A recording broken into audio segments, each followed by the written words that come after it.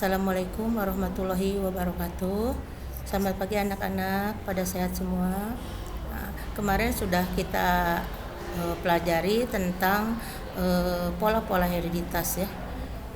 Sekarang kita akan memasuki materi hereditas pada manusia. Apa itu hereditas manusia? Pada manusia itu sifat-sifat yang diturunkan dari ibu bapak kepada kita. Nah, diantaranya bisa kalian lihat dulu peta konsepnya hereditas pada manusia. Diantaranya yang diturunkan itu variasi, ya, variasi sifat atau perbedaan sifat, baik sifat fisik atau sifat fisiologis, sifat psikologi, dan bisa juga dipelajari lewat pedigree atau peta silsilah. Di mana peta silsilah ini mempunyai manfaat untuk merunut dari mana sifat-sifat itu diturunkan. Juga yang diturunkan pada manusia diantaranya adalah determinasi seks atau pencirian jenis kelamin dengan sistem tipe XY ya. Jadi berjenis perempuan kah atau laki-laki kah.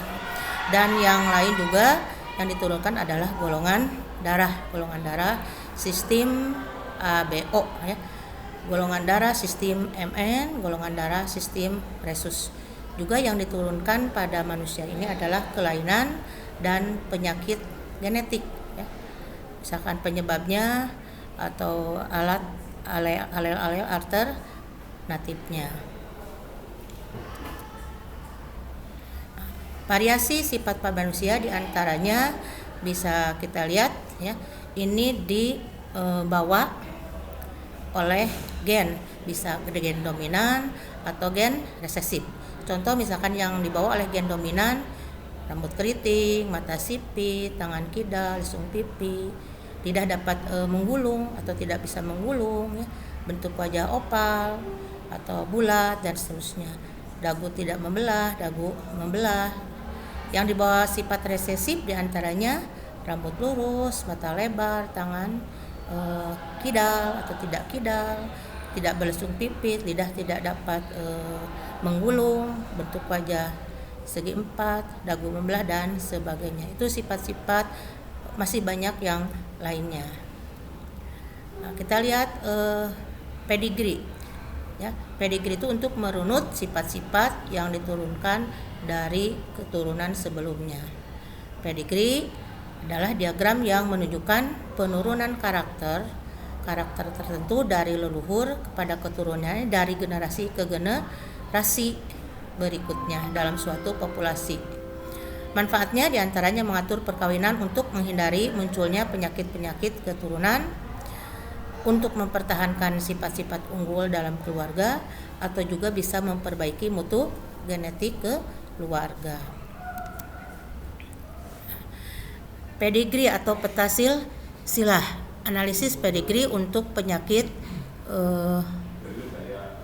bisa kita lihat ya. Generasi pertama ya, 1 dan 2 ya. Pada kasus albino, A kecil, A besar, A kecil.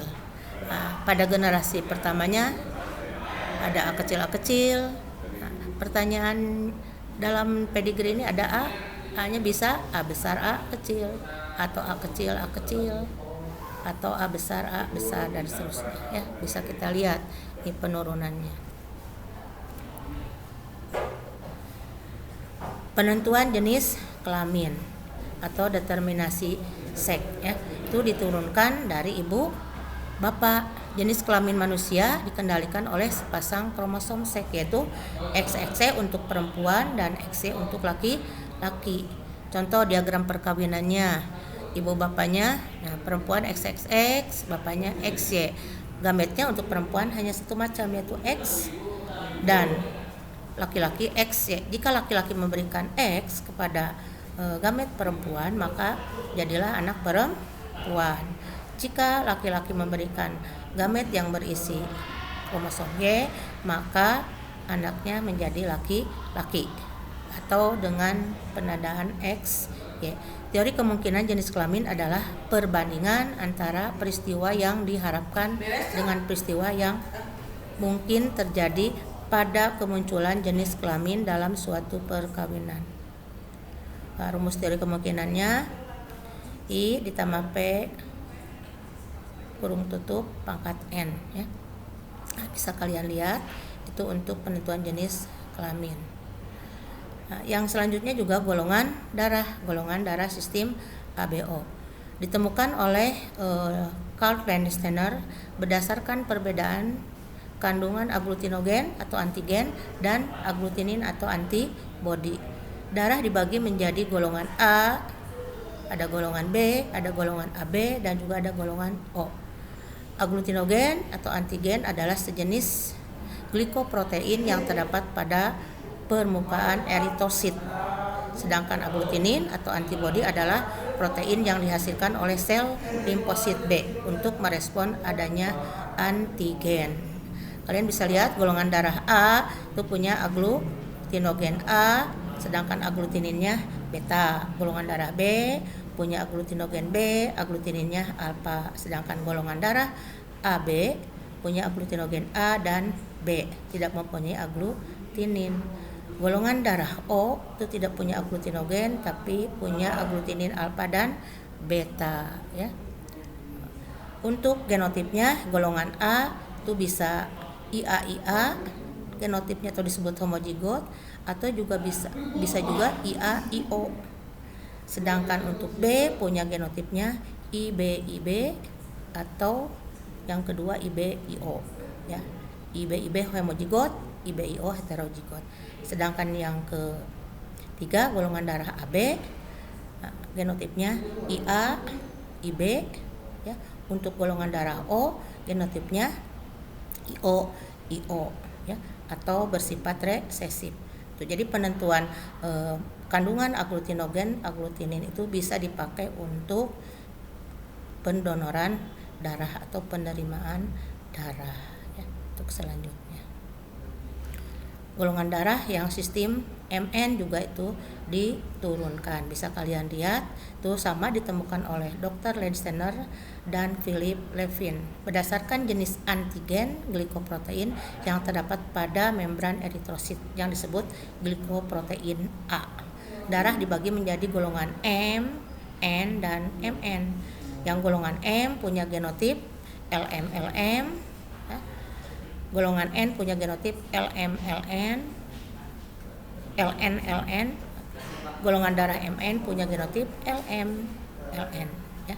Sehingga gametnya yang M hanya satu macam yaitu LM. Golongan darah N gametnya LN. Golongan darah MN punya gametnya LM dan LN. Golongan darah M, N, M itu berdasarkan anti M dan anti N, bisa kalian lihat di bagan ya. Yang selanjutnya adalah golongan darah resus ya, ditemukan oleh sama Karl Landsteiner dan Alexander berdasarkan antigen yang ditemukan pada membran plasma sel darah merah, yaitu diantaranya kera resus massasus yang banyak ditemukan di India, yang menyatakan juga ditemukan pada darah merah manusia. Antigen tersebut disebut antigen resus atau faktor resus. Ada dua macam, itu resus positif dan resus negatif. Yang resus positif itu genotipnya ada dua, RH positif, R besar H besar, R besar H kecil ya, atau juga R besar H besar, R besar H besar. Sedangkan resus negatif R kecil H kecil, R kecil H kecil, itu hanya satu macam. Itu tentang hereditas pada manusia. Itu mungkin untuk yang lainnya kita bahas dalam pertemuan selanjutnya ya. Itu Assalamualaikum warahmatullahi wabarakatuh.